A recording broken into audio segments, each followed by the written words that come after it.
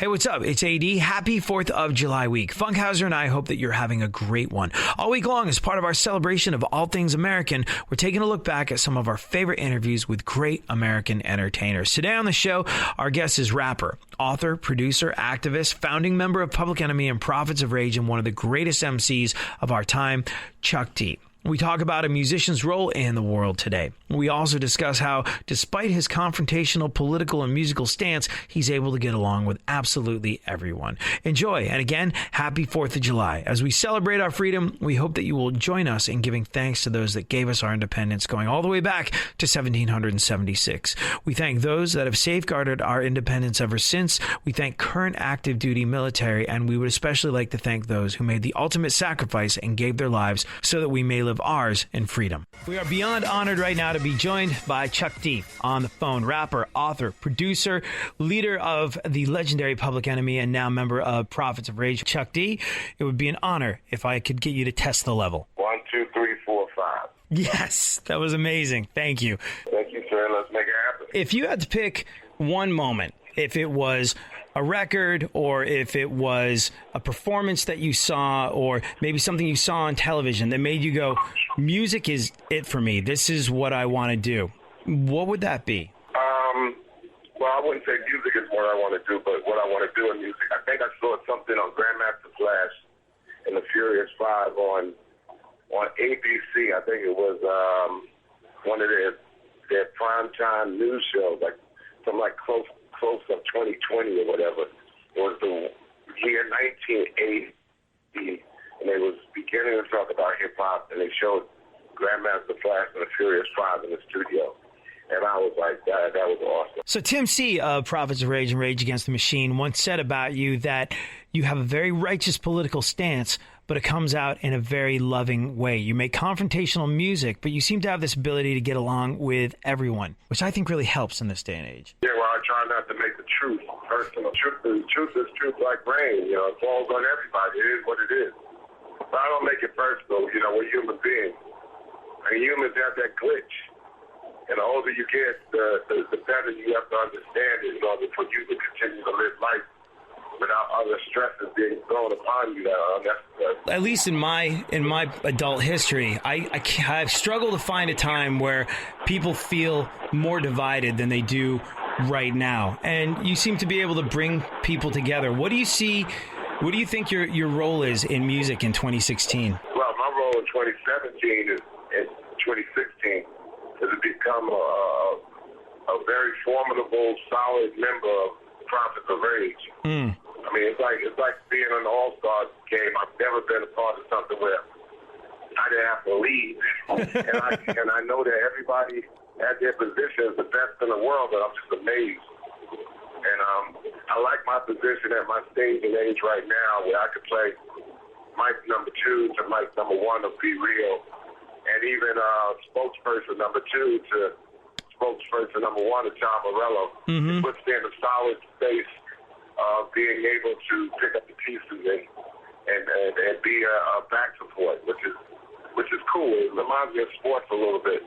When me and Timmy C and Brad Wilk, we're looking ourselves like a football team with a defense, and John Morello, DJ Lloyd, and Be Real on the offense.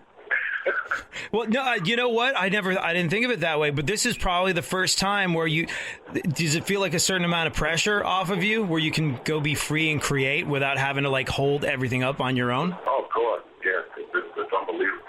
I mean, Tom is one of the most astute musicians ever in the world, ever in the history of music. And to know that somebody got it covered without you even thinking about it, you know, it's blissful. And then everybody else is formidable in their own right.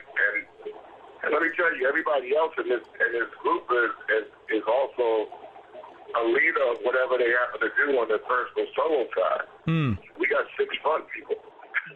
Is this the most fun you've ever had playing music? Because it's just like beyond it. Look, Prophets of Rage coming into existence in the run-up to the election, no accident, obviously, but also I look at what you're doing and you're bringing people together and it looks like so much fun as well. Is this the most fun you've ever had? I've had a lot of fun at Public Enemy. You can't not have fun at Public Enemy.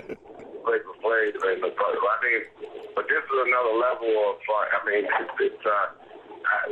like the movie is Magnificent Seven. Uh-huh. Well, we're the significant six. And, it's just dope. It's an unbelievable chemistry that, it either is or it ain't. You can't force it, and you can't make it up in the boardroom. It just is what it is. And, I got the best seat in the house. Mm-hmm. And just the fact that we can actually invite people in, 10,000 people in to enjoy the same thing I'm seeing is great. B-Real is a hip-hop god. He led Cypress Hill 25 years.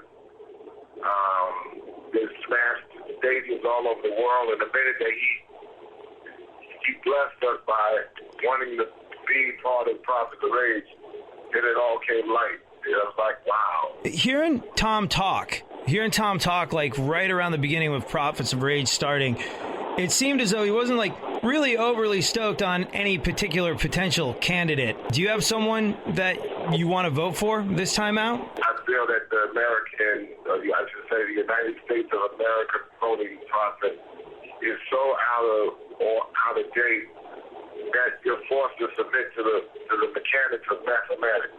Right. And I learned about that in 1980 when I voted for Angela Davis and Ronald Reagan and George Bush gave us 12 years of hell. The mechanics of mathematics in the USA presidential voting is just so far out of whack that we have to kind of like choose the lesser of evil. It's incredible how far we haven't come in 27 years. Hey, that's a great statement you laid out. It's amazing how far we haven't come. You know what? You can put that on the next record. Don't even have to credit me. I'm there. You got royalties, bro. I can't look, I just, it's much too long of a story to tell. But the path that led me to being on the radio and having been a musician in the past is 100% due to you. It's a humongous honor to talk to you. You've changed my life for the positive in so many uncountable ways. Not just because you're a musician, but also because you're a radio guy. And I remember hearing you say most radio folks suck. They're not part of the community, and they don't know anything about the music that they're talking about. And this was years ago.